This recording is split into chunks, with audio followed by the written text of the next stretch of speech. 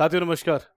15 minute show में आप सबको दिल से स्वागत करता हूं। ये आपका सीटेट के एग्जाम्स के आधार पर सवाल मैंने लाया हूं। 15 मिनट में बेहतरीन सवाल, इसको अंत तक जरूर देखिएगा। पसंद आए तो सेशन को लाइक भी कर दीजिएगा। चलिए स्टार्ट करता हूं आज का साथी पहला सवाल। क्या होने वाला है, एनसीईआरटी के साथ ही आधार पर ही सवाल बनाया गया है। सबसे पहला, आवृत्ति का मात्रक क्या होता है। अगर मैं आवृत्ति के मात्रक की बात करता हूं साथी, हर्ट्ज हो जाएगा। बिल्कुल साथी, इस प्रश्न का सही जवाब हर्ट्ज होगा। डेसिबल की बात किया जाए, ध्वनि का जो तीव्रता होता है, ध्वनि का तीव्रता हम डेसिबल में मापते हैं, इस बात को ध्यान रखना साथी। अगर मैं मीटर की बात करता हूं तो दूरी का इकाई आपका मीटर में हो जाएगा, और समय का इकाई की बात किया जाए तो समय का इकाई आपका सेकंड में हो जाएगा, इस बात को ध्यान रखेंगे। नेक्स्ट, निम्नलिखित में से कौन सा उपकरण विद्युत धारा के उष्मीय प्रभाव पर आधारित है। साथ ही विद्युत धारा का उष्मीय प्रभाव पर कौन आधारित है, आपसे पूछा जा रहा है। अगर उष्मीय प्रभाव की बात किया जाएगा तो आप सभी जानते हो कि जूल नामक वैज्ञानिक ने साथ ही उष्मीय प्रभाव दिया था। इसी का दूसरा नाम की अगर बात किया जाए तो तापीय प्रभाव होता है। क्या होता है इसका दूसरा नाम? तापीय प्रभाव होता है, इस बात को साथ ही ध्यान रखना। इसे तापीय प्रभाव कहा जाता है। और H बराबर आई स्क्वायर आर टी, इससे साथ ही एक सूत्र निकल कर आया था जो कि बहुत फेमस है। तो अगर उष्मीय प्रभाव की बात किया जाए, थोड़ा सा अगर ब्रीफ में अगर बात करूं तो किसी चालक तार में अगर धारा प्रवाहित होता है तो वही विद्युतीय ऊर्जा उष्मीय ऊर्जा में बदल जाता है। इसी को साथ ही क्या कहते हैं? उष्मीय प्रभाव कहा जाता है। और उष्मीय प्रभाव पर जो काम करता है वो आपका साथ ही हीटर होता है। हीटर होता है साथ ही चुंबक होता है। आप कह सकते हैं साथ ही हीटर होता है, चुंबक नहीं होता। साथ ही चुंबक नहीं होता, चुंबकीय प्रभाव पर काम करता है। तो आप बोलेंगे सर हीटर हो जाएगा इस पर। और हीटर के अलावा साथ ही काम करता है बल्ब। बल्ब काम करता है, आयरन काम करता है, विद्युत आयरन वाला काम करता है। साथ ही जो फ्यूज है, फ्यूज भी उष्मीय प्रभाव पर काम करता है। अगर मैं विद्युत घंटी की बात किया जाए तो विद्युत घंटी आपका चुंबकीय प्रभाव पर काम करता है। किस पे? जो आपका चुंबकीय प्रभाव है, इस चुंबकीय प्रभाव पर साथ ही काम करता है विद्युत घंटी, इस बात को आप ध्यान में रखिएगा। नेक्स्ट, निम्नलिखित में से कौन सा एक विद्युत का कुचालक है। अच्छा, इंसुलेटर पूछा जा रहा है मेरे प्यारे विद्यार्थी। कुचालक कहने का मतलब होता है कि वैसे पदार्थ जिसमें धारा प्रवाहित ही नहीं होता है। अगर जिसमें धारा प्रवाहित हो रही है उसे हम सुचालक कहते हैं, यानी कि साथ ही उसे कंडक्टर कहा जाता है। जिसमें नहीं जाता है इंसुलेटर कहा जाता है। जिसमें थोड़ा थोड़ा जाता है उसे अर्धचालक कहते हैं, यानी कि सेमीकंडक्टर कहते हैं। तो आपसे पूछा जा रहा है इंसुलेटर। तांबा की बात किया जाए तो साथ ही ये आपका क्या है? कंडक्टर है। इसमें विद्युत धारा जाती है। एल्युमिनियम में भी जाती है, साथ ही मानव शरीर में भी जाता है। आप देखें साथ ही तार जैसी पकड़ते हो, पकड़ने के बाद आपको जोर से झटका लगता है, यानी कि आपके शरीर में भी धारा एंट्री कर रही है, यानी कि शरीर आपका सुचालक है। तो प्लास्टिक जो है साथ ही आपका कुचालक है। प्लास्टिक में धारा नहीं जाता। यही कारण है कि हम लोग क्या करते हैं, जहां पे तार कटपीस है वहां पे गांव में प्लास्टिक लपेट के बांध देते हैं, क्योंकि प्लास्टिक क्या है? कुचालक पदार्थ है। अगर साथ ही प्लास्टिक में भी धारा जाता तो जोड़ने के बाद भी शॉर्ट सर्किटिंग हो जाता, लेकिन ऐसा नहीं होता है। ठीक है, ये आपका विद्युत रोधी है। नेक्स्ट, बल का एसआई मात्रक क्या है। अगर मैं बल के एसआई मात्रक की बात करता हूं साथी, तो एफ बराबर क्या होता है?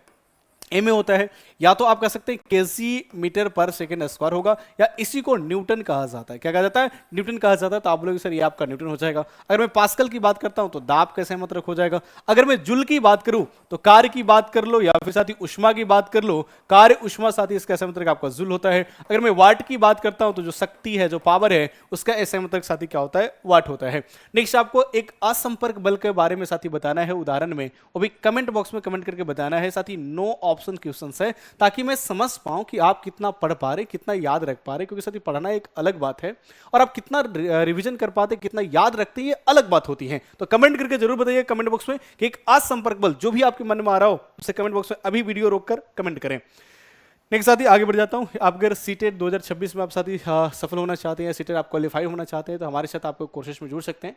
जो पेपर 1 के लिए हमारे साथ कोर्सेज उपलब्ध है, पेपर 2 के लिए भी कोर्स उपलब्ध है, और पेपर 1 पेपर 2 को कॉम्बो पैक भी उपलब्ध है हमारे एप्लीकेशन द ऑफिशियल एकेडमी पर। आप हमारे साथ जुड़ सकते हैं, अलग अलग प्राइस यहाँ पे दिया गया है। ठीक है, नेक्स्ट साथी अगर मैं बात करता हूं घर्षण को कम करने के लिए प्रयुक्त पदार्थ को क्या कहते हैं। साथी घर्षण किससे कम होगा? घर्षण बल को हमें कम करना, किससे कम करेंगे? तो याद रखना साथी, घर्षण बल को कम करने के लिए या तो आप तेल का प्रयोग कर सकते हैं, या आप मोबिल का प्रयोग कर सकते हैं, या आप साथी ग्रीस का प्रयोग कर सकते हैं ना, ग्रीस का प्रयोग कर सकते हैं ना, या आप बॉल वेयरिंग का प्रयोग कर सकते हैं। यानी कि वैसे पदार्थ का प्रयोग करना है जो सतह को चिकना बना दे, सतह को चिकना बना दे। तो इस सब को साथ ही कहा जाता है अस्नेहक, यानी कि लुब्रिकेंट्स कहा जाता है। तो आप एक शब्द में कह सकते हैं कि घर्षण बल को कम करने के लिए हम अस्नेहक का प्रयोग करेंगे। अस्नेहक के अंतर्गत उन सारी पदार्थों को रखा जाता है जिसके माध्यम से आप सतह को चिकना बनाएंगे। क्योंकि आपको मालूम होना चाहिए कि घर्षण बल का मान जो होता है वो आपको सतह की प्रकृति पर निर्भर करती है। अगर सतह की प्रकृति चिकनी है तो साथ ही निश्चित तौर पर कह सकते हैं कि वहां घर्षण बल कम लगेगा।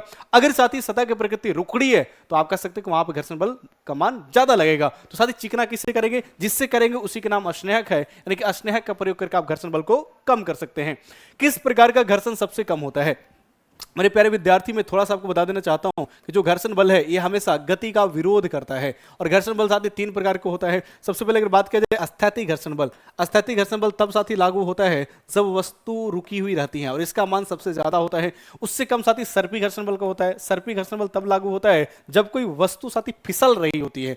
एक वस्तु दूसरे वस्तु की सतह पर जब फिसलती है तो उस समय साथी जब स्लाइडिंग करता है तो हम क्या कहते हैं, हम उसे सर्पी कहते हैं। और अगर मैं तीसरा अगर बात करता हूं साथी, सबसे कम जो मान होता है वो लोटनी घर्षण बल का। किसका?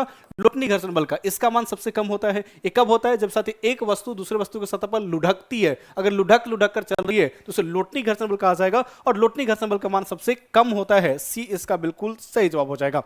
ठोसों में उष्मा संचरण की कौन सी विधि होती है साथी, ये पूछा जा रहा है। अगर मैं उष्मा की बात करता हूं साथी, तो उष्मा एक प्रकार की ऊर्जा है। अब उष्मा एक स्थान से दूसरे स्थान तक जाती है साथी, इसमें तीन प्रक्रिया शामिल है, तीन प्रोसेस साथी शामिल है। सबसे पहले अगर मैं बात करता हूं साथी, चालन होता है, यानी कि जिसे आपका चालन साथी कहते हो, चालन की प्रक्रिया कहते हैं। और दूसरा अगर बात करते हैं तो दूसरा जो आपका जो प्रोसेस है उष्मा को हस्तांतरण करने के लिए, वो आपका संवहन है। क्या है? संवहन है। अगर मैं तीसरा अगर बात करता हूं साथी, तो आपको क्या हो जाएगा? विकिरण हो जाएगा, जिसे आप रेडिएशन कहते हैं। क्या कहते हैं? रेडिएशन करते हैं साथी। चालन वैसे प्रोसेस की कहा जाता है, उस प्रक्रिया को कहा जाता है जब उष्मा ठोस पदार्थ में एक स्थान से दूसरे स्थान तक जाती है। अगर मैं संवहन की बात करता हूं तो साथी उसे कहा जाता है जब उष्मा द्रव या गैस में स्थानांतरित होता है, उस प्रक्रिया को संवहन कहते हैं। अगर विकिरण की बात किया जाए तो साथी अम्लीय विकिरण गैस में होता है, लेकिन उसके साथ साथ ये भी ध्यान रखिएगा कि वहां पे उष्मा स्थानांतरित हो रहा है जहां पे किसी माध्यम की रिक्वायरमेंट नहीं हो। जब माध्यम की आवश्यकता नहीं है फिर भी उष्मा एक स्थान से दूसरे स्थान तक जा रही है, तो उस प्रोसेस को, उस प्रक्रिया को हम विकिरण कहते हैं, रेडिएशन कहते हैं। आपसे सवाल है कि ठोसों में उष्मा का संचरण, हीट ट्रांसफर हो रहा है, तो क्या कहेंगे? तो साथी हम बोलेंगे उस प्रक्रिया को चालन यानी कि कंडक्शन कहा जाता है। ए नंबर बिल्कुल सही जवाब हो जाएगा। उष्मा संचरण की किस विधि के माध्यम की आवश्यकता नहीं होता है? मैं अभी आपको बताया साथी, आप कमेंट करके बताओ कि वैसा कौन सा प्रक्रिया है उष्मा हस्तांतरण करने के लिए जिसमें माध्यम की आवश्यकता नहीं होता है। साथी चालन, संवहन, विकिरण तीन है, लेकिन अगर बात किया जाए चालन और संवहन का, तो इसमें उष्मा को एक स्थान से दूसरे स्थान जाने के लिए माध्यम की आवश्यकता पड़ती है। चाहे माध्यम साथी कुछ भी हो, माध्यम की आवश्यकता पड़ेगा, लेकिन जो विकिरण है इसमें माध्यम की आवश्यकता नहीं पड़ती है। सी नंबर बिल्कुल सही जवाब होगा साथी। नो ऑप्शन क्वेश्चन है, इसमें कोई ऑप्शन नहीं है। आपको बताना है कि मानव शरीर का समान तापमान कितना होगा। सब लोग साथी कमेंट बॉक्स में कमेंट करके बताइए कि हमारा जो शरीर है इसका समान तापमान क्या है। यानी कि जब आपको बुखार नहीं लगा हुआ, एकदम मन बिल्कुल ठीक है, आप हंस रहे हैं, कूद रहे हैं, खेल रहे हैं, पढ़ रहे हैं, अच्छे से मस्ती कर रहे हैं, तो आपके शरीर का नॉर्मल टेम्परेचर कितना होगा? कमेंट करके बताना है डिग्री सेल्सियस में। किसमें? डिग्री सेल्सियस में बताइए। आप फ़ारेनहाइट में बदल सकते हैं, आप केल्विन में भी बदल सकते हैं, किसी भी स्केल में आप बता सकते हो, तो कमेंट करके बताइए। नेक्स्ट साथी, सीटेट का कोर्सेस हमारे एप्लीकेशंस द ऑफिसर अकेडमी पर उपलब्ध है। अगर आप साथी इच्छुक है, पढ़ना चाहते हैं, बेहतरीन तरीका से एनसीईआरटी के साथ पढ़ना चाहते हैं, तो हमारे साथ कोर्सेस में जुड़ना बिल्कुल मत भूलिएगा। नेक्स्ट, वाहनों में पीछे का दृश्य देखने के लिए किस दर्पण का उपयोग किया जाता है? साथ ही अगर पीछे से दृश्य दिखना है, यानी कि पीछे से आ रहे ऑब्जेक्ट को देखना है, वस्तुओं को देखना है, तो उसके लिए किसका प्रयोग करेंगे? तो बोलेंगे सर हम उत्तल दर्पण का प्रयोग करेंगे। मेरे प्यारे साथी, हो सकता है कि आपके एग्जाम में उत्तल दर्पण ना लिखकर इसको क्या लिखा जाए, तो आप सारी दर्पण लिखा जाए, क्योंकि आपके एग्जाम यानी कि सीटेट में अगर बात किया जाए तो शब्द के साथ ही खेल बड़ा ज़्यादा जबरदस्त होता है, शब्द वहाँ पे बदल देता है।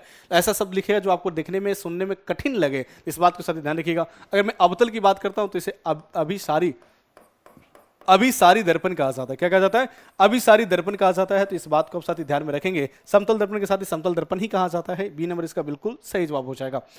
विद्युत घंटी विद्युत धारा के किस प्रभाव पर कार्य करती है? साथी जो आपका विद्युत घंटी है किस में काम करता है? तो जो आपका विद्युत घंटी होता है ना साथी, ये चुंबकीय प्रभाव पर काम करता है। अगर मैं उष्मीय प्रभाव की बात करता हूं तो इस पे भी उपकरण काम करते हैं, जैसे विद्युत बल्ब उष्मीय प्रभाव पर काम करता है, विद्युत फ्यूज उष्मीय प्रभाव पर काम करता है, साथ ही विद्युत आयरन, जो आपका विद्युत आयरन होता है जिसे आप विद्युत स्त्री कहते हैं, इस पर ही साथ ही काम करता है। इस बात को साथ ही ध्यान रखिएगा, तो आपका उष्मीय प्रभाव पर काम करता है। लेकिन अगर मैं विद्युत घंटी की बात करूं, गैल्वेनोमीटर की बात करूं, एमीटर की बात करूं, या फिर साथ ही वोल्ट मीटर की बात करूं, ये सबका सब किस पर डिपेंड करता है? चुंबकीय प्रभाव पर काम करता है, क्योंकि साथ ही उसमें धारा जाता है, फिर मैग्नेट के जैसा वहां पर बिहेव करता है। चुंबकीय प्रभाव के साथ ही सबसे पहले जो बताने वाला वैज्ञानिक थे, उस वैज्ञानिक का नाम है ओरेस्टेड। क्या नाम है? ओरेस्टेड नाम है। तो इस बात को भी मेरे प्यारे साथ ही ध्यान में रखिएगा। ए नंबर बिल्कुल सही जवाब हो जाएगा। नेक्स्ट, भूकंप की तीव्रता मापने के लिए किस पैमाने का उपयोग किया जाता है? अगर भूकंप की तीव्रता मापने के साथ ही, तब से भी जानते हो, एक तो आपका यंत्र होता है जिसे हम बोलते हैं सेस्मोग्राफ।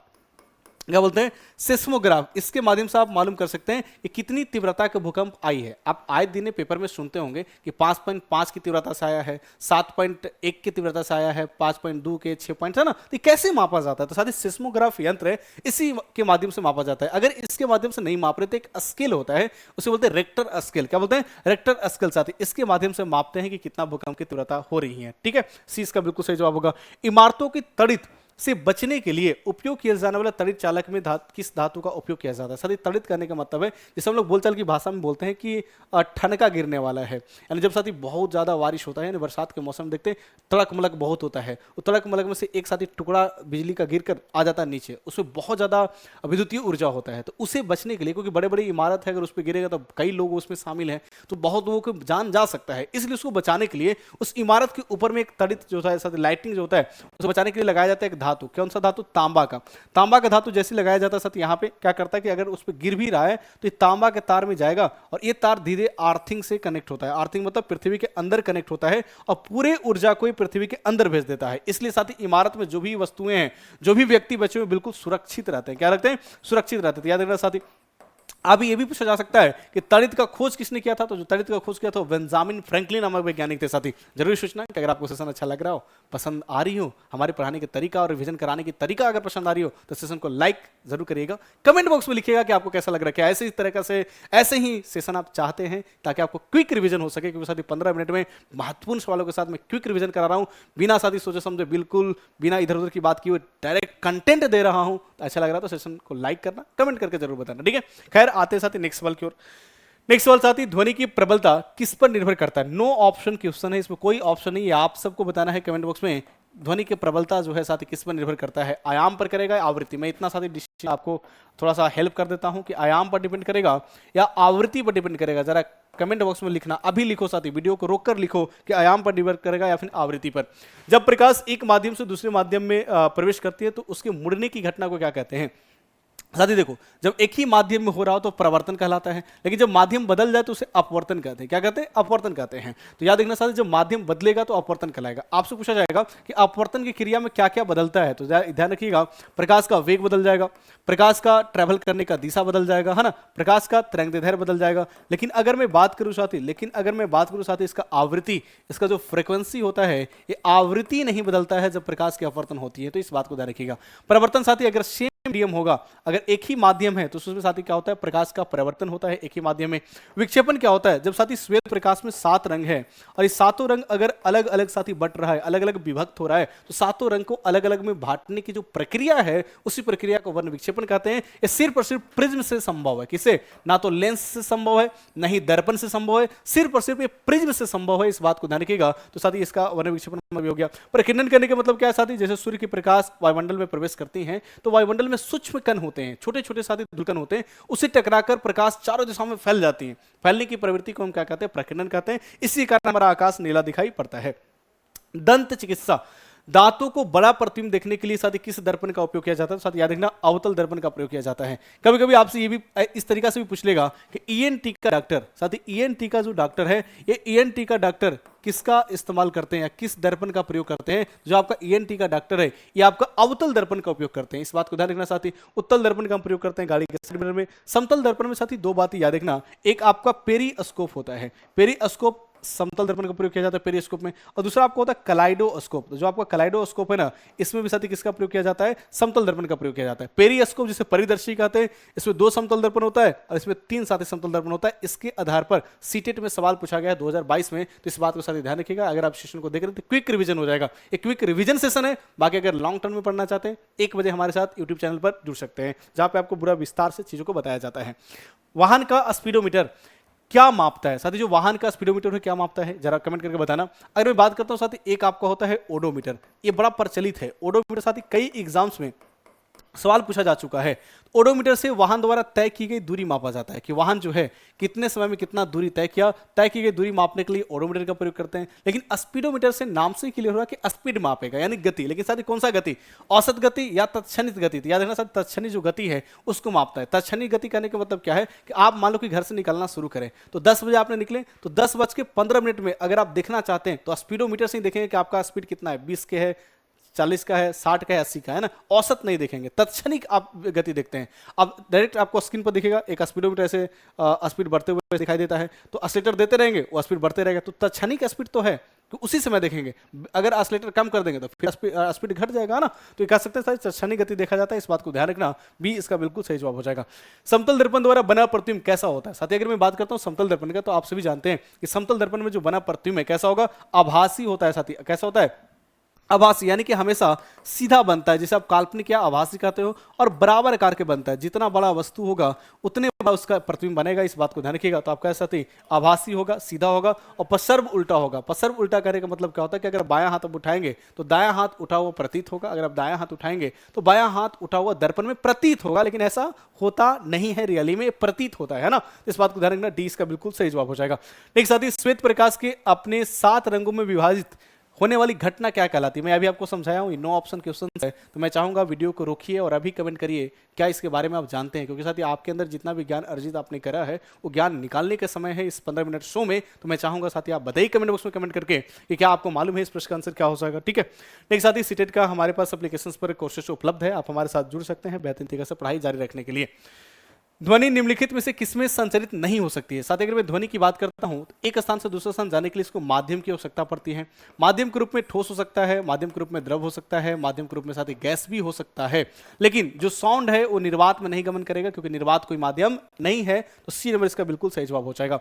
गति का मूल मात्रक एसआई मात्रक साथी क्या है? अगर मैं गति की बात करता हूं तो गति मतलब चाल, दूरी बटा समय होता है, यानी कि मीटर प्रति सेकंड हो जाएगा। ए नंबर इसका बिल्कुल सही जवाब हो जाएगा। तरल पदार्थ जैसे द्रव या गैस द्वारा लगाए गए घर्षण बल को क्या कहते हैं? साथ ही अगर तरल पदार्थ है और उसके द्वारा अगर घर्षण बल लग रहा है तो क्या कहेंगे? जैसे आप सतह पर चल रहे हैं तो आप गति का जो विरोध करता है उसे घर्षण बल कहते हैं, लेकिन यही चीज तरल पदार्थ में हो रहा है तो क्या कहेंगे? जरा एक बार सब लोग कमेंट करना कि 23 का आंसर क्या हो जाएगा। साथ ही किसी द्रव के भीतर दाब गहराई बढ़ने के साथ क्या होता है? अगर साथ ही कोई द्रव है इसके अंदर जैसे गहराई बढ़ेगा, गहराई बढ़ने के साथ साथ ही दाब भी क्या होता है? बढ़ जाता है। दाब भी क्या होता है? बढ़ जाता है। इस बात को साथ ही ध्यान रखना, इस बात को भी आप ध्यान में रखिएगा। नेक्स्ट साथी, एक क्षण चुंबक का चुंबकत्व सर्वाधिक कहां होता है? बताना है क्या ध्रुव पर होता है? मैं आपको हिंट कर देता हूं, क्या ध्रुव पर होता है, या साथी कोर पर होता है, या साथी कोर पर होता है, या फिर मध्य बिंदु पर होता है? ये आपको बताना है। कमेंट बॉक्स में साथी कमेंट करके आपको बता देना है कि इसका आंसर क्या हो जाएगा। साथी आज की क्लास में साथी इतना ही है ना, आज की क्लास में इतना ही। फिर मिलते हैं नेक्स्ट क्लास में 25 महत्वपूर्ण सवाल के साथ। 15 मिनट में आपको मिलूंगा। सेशन कैसा लगा कमेंट करके जरूर बताइएगा, अच्छा लगे तो सेशन को लाइक कर दीजिएगा। थैंक यू सो मच, जय हिंद।